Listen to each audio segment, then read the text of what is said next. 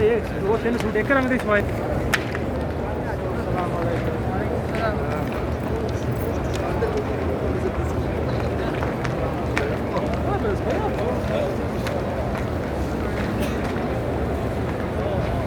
बाहर वाह गर्म है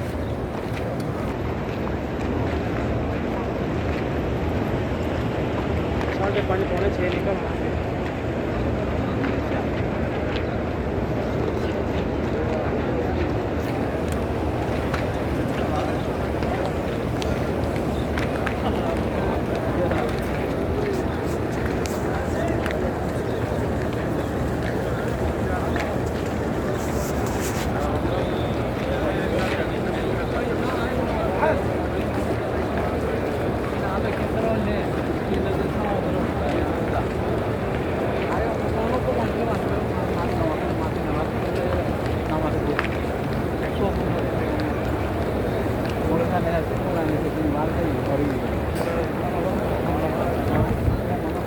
नमाज़ असर के बाद आप देखें आज जुमा है, बहुत रश है मस्जिद नबवी में।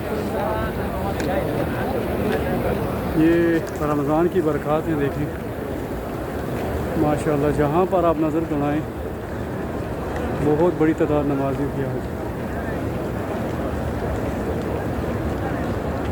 तकरीबन नमाज पढ़े हुए 10 मिनट हो गए और देखें अभी तक कितना क्राउड निकल रहा है। अभी पता नहीं और कितनी दुनिया अंदर है।